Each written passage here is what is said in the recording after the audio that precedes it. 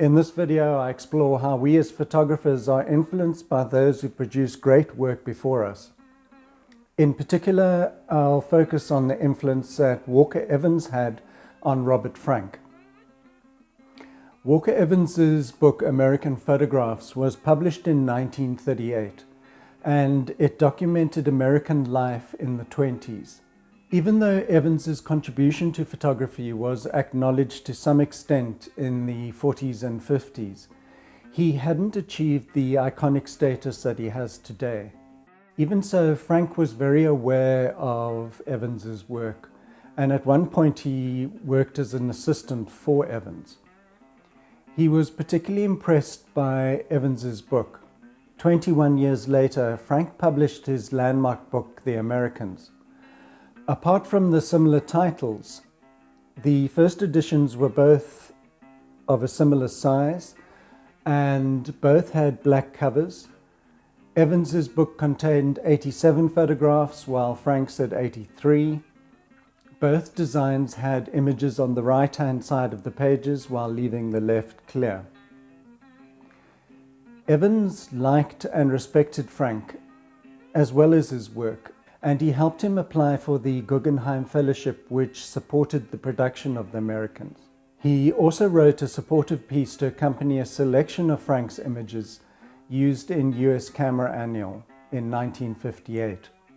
In this video, I draw heavily on an essay called Walker Evans and Robert Frank, an Essay of Influence by Tod Papageorge. That's a really good name, actually. It's not Smith or Jones or Williams, Papageorge. Good, strong name. He suggested that the two photographers are related not only because they shared the same subject matter, but that The Americans owes a debt to American photographs. He believes that one of the most significant triumphs of Frank's book was its transformation of Evans's vision. Now that's quite a strong view. Initially, Frank's book was slammed by critics. The few that bothered to write about it when it was first published hated it. They threw in words like warped, sick, neurotic, and joyless.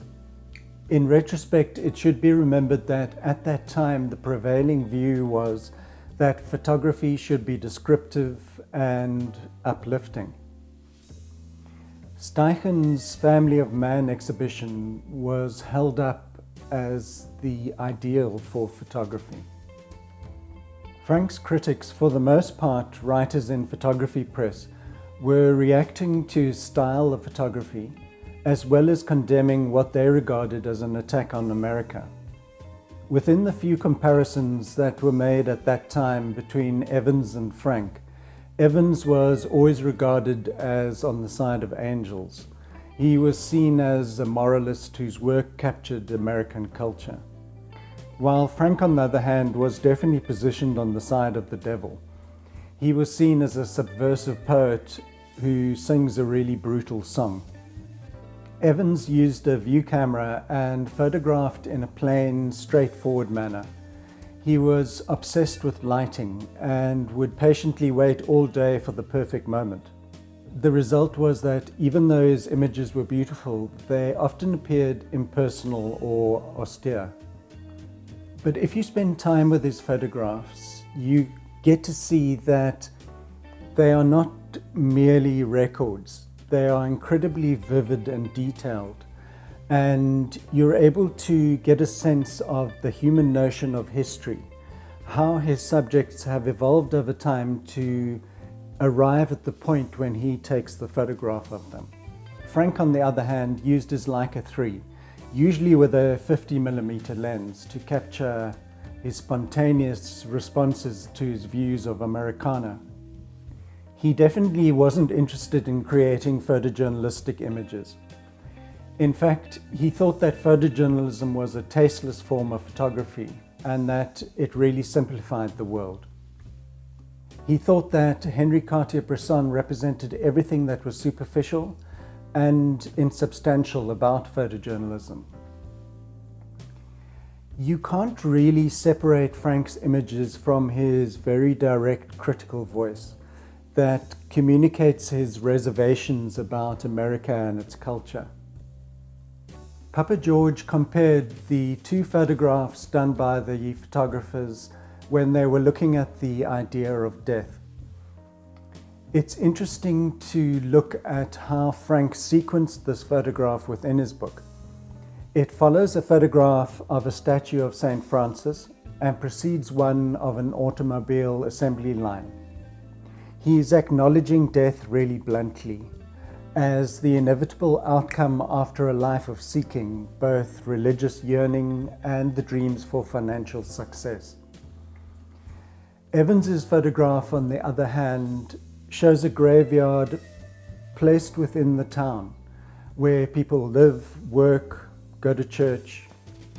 So what he's doing is placing death within the broadest natural cycle of life. In this comparison of a barbershop scene, Evans's image suggests a meeting place that is connected to the broader community. Frank's image is surrounded in mystery as he captures the outline of his upper body against the glass. That's the kind of darker bit in the middle. It has a sort of film noir feel that suggests something troubling happened within the space or something really unpleasant is about to happen. Papageorge in his essay suggests that Frank's genius was his ability to transform the same subject matter that was present in Evans's book.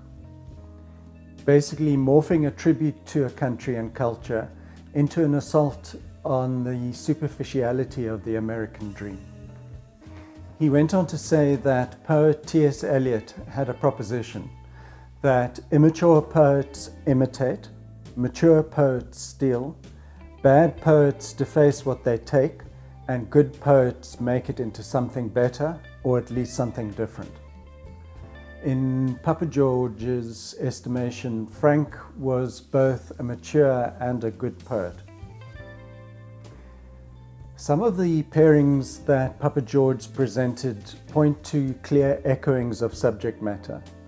It's almost as if they had the same Americana sourcebook to guide their image choices. Other pairings are less straightforward and the connections are less tangible. They have visual links that suggest that Frank might have had Evans's images in mind when he was photographing.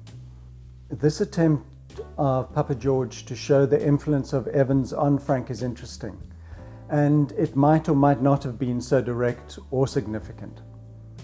Frank's sources of inspiration could have been far broader. What is important, though, is that one can build a picture of that time, the time in which Frank was photographing for the Americans. His images drew on photographs that were produced before him, while at the same time they were also a rebellion against what those images stood for. So the Americans didn't just appear out of nowhere as a masterpiece. It was produced within a greater lineage of photography and seeing.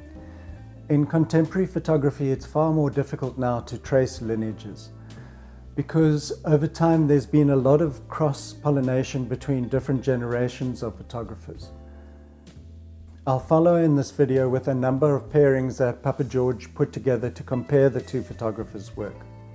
But I just wanted to say thanks for watching and joining me, and I'll see you next time. Cheers.